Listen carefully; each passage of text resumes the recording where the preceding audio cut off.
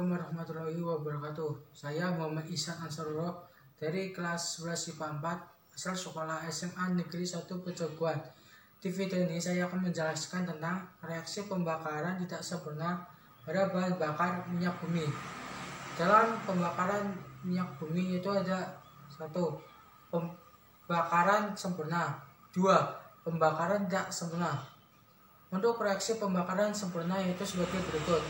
Hidrokarbon plus O2 menjadi CO2 plus H2O. Untuk pembakaran tidak sempurna reaksinya sebagai berikut. Hidrokarbon plus O2 menjadi CO dan H2O. Perbedaan proses pembakaran sempurna dan proses pembakaran tidak sempurna itu dapat dilihat dari produk yang dihasilkan.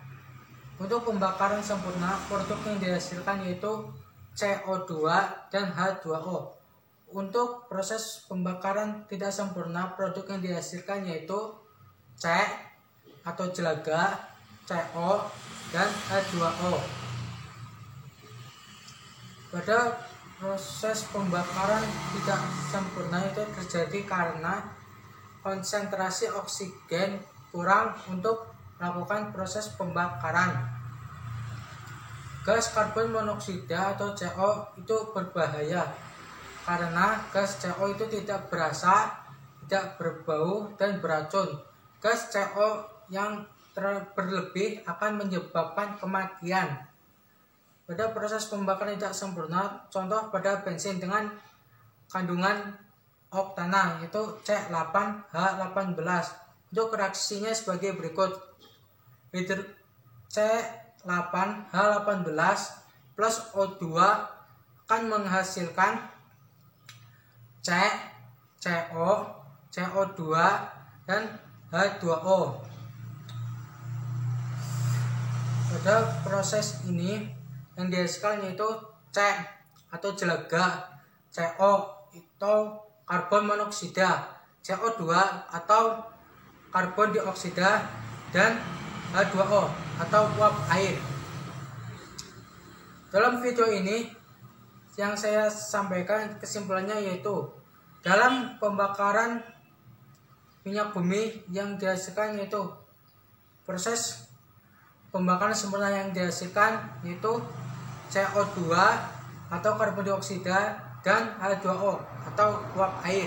Untuk proses pembakaran tidak sempurna yaitu produk yang dihasilkan C atau jelaga, CO atau karbon monoksida, dan H2O atau uap air. 3. Untuk proses pembakaran tidak sempurna pada bensin yaitu menghasilkan C atau jelaga, CO2 atau karbon dioksida, CO atau karbon monoksida, dan H2O atau uap air. Yang 4, untuk proses pembakaran sempurna untuk pembakaran tidak sempurna itu terjadi karena konsentrasi oksigen yang kurang untuk melakukan proses pembakaran. Sekian video ini saya sampaikan. Sekian, terima kasih. Semoga bermanfaat. Assalamualaikum warahmatullahi wabarakatuh. Assalamualaikum warahmatullahi wabarakatuh. Saya Muhammad Ihsan Ansarullah dari kelas 11 IPA 4 asal sekolah SMA Negeri 1 Pejoguan. Di video ini saya akan menjelaskan tentang polutan yang dihasilkan dari proses pembakaran minyak bumi dan dampaknya bagi lingkungan dan kesehatan. 1. Untuk CO2, dampak bagi lingkungan dan kesehatannya yaitu efek rumah kaca dan pemanasan global. Pemanasan global dapat mempengaruhi iklim yang dapat mencairkan es di kutub maksudnya. Kedua, itu CO, dampak bagi lingkungan dan kesehatannya yaitu CO ini bersifatnya racun dan dapat mengikat hemoglobin dalam darah. Gas monoksida atau CO ini jika berlebih akan menyebabkan kematian. Yang ketiga, oksida nitrogen atau NO dan NO2, dampak bagi lingkungan dan kesehatannya yaitu menyebabkan asap kabut yang dapat menghilangkan daya pandang dan iritasi mata, dan dapat mengganggu saluran pernapasan, bahkan dapat menyebabkan tanaman menjadi layu. Keempat, yaitu oksida belerang atau SO2 dan SO3.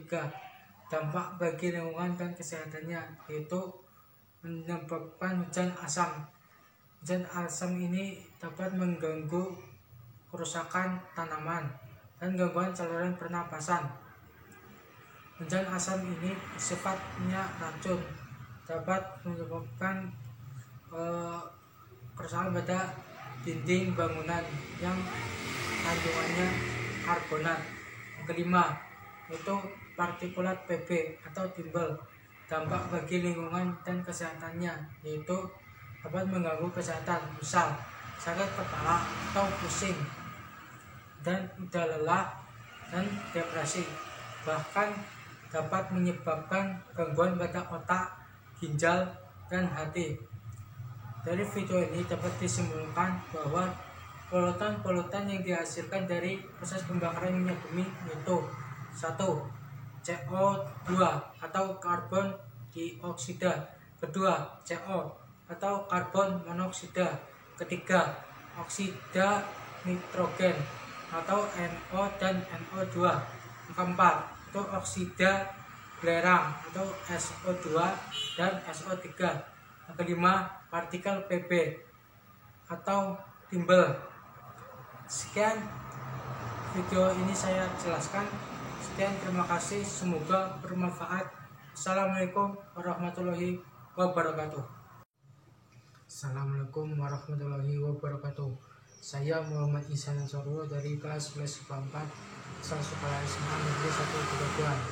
Di video ini saya akan menjelaskan tentang cara mengatasi polutan-polutan udara yang dapat ditemukan di sekitar rumah. Polutan udara yang dihasilkan oleh pembakaran senyawa hidrokarbon itu berupa 1. Karbon dioksida atau CO2. 2. Karbon monoksida atau CO. 3. Oksida nitrogen atau NO dan NO2. Keempat, oksida belerang atau SO2 dan SO3. Kelima, partikel timah hitam atau berbentuk timbul. Untuk mengatasi polutan-polutan tersebut dapat dilakukan dengan berbagai cara, yaitu yang ke-1, membatasi penggunaan kendaraan bermotor. Itu dilakukan dengan berjalan kaki atau bersepeda untuk jarak yang dekat. Untuk penggunaan bensin menghasilkan polutan timah hitam atau PP dapat dikurangi. 2. Menghemat pemakaian listrik.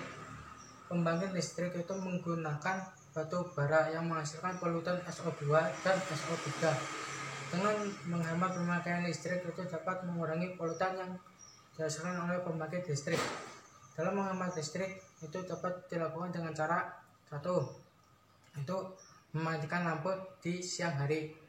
Yang kedua, itu mematikan alat elektronik jika tidak digunakan. Yang ketiga, yaitu dengan tidak membakar sampah sembarangan.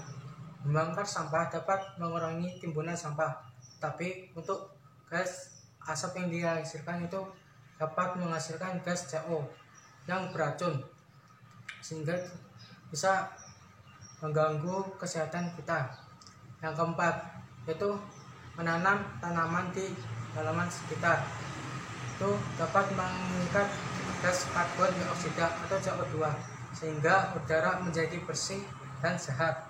Yang kelima, yaitu menggunakan peralatan rumah tangga yang ramah lingkungan. Sekarang banyak peralatan rumah tangga yang tidak menggunakan bahan bakar minyak bumi seperti pemanas air tenaga surya.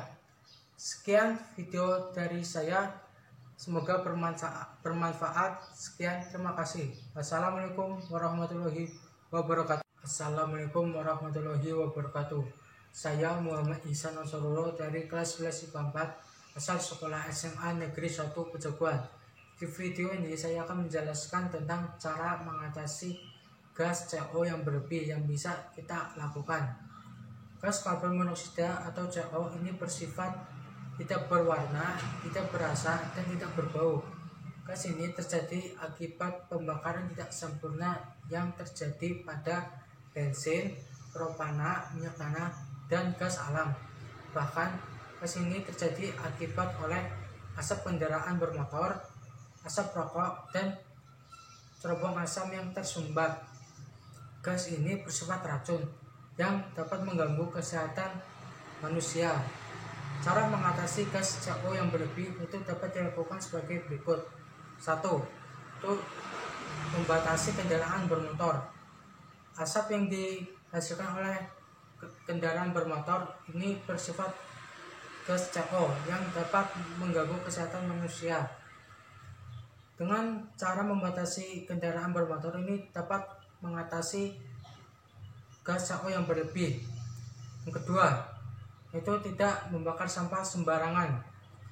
Gas yang dihasilkan oleh pembakar sampah ini gas CO, itu gas yang beracun dapat mengganggu kesehatan manusia, sehingga sampah ini dapat kita pisahkan dengan sampah organik dan sampah anorganik.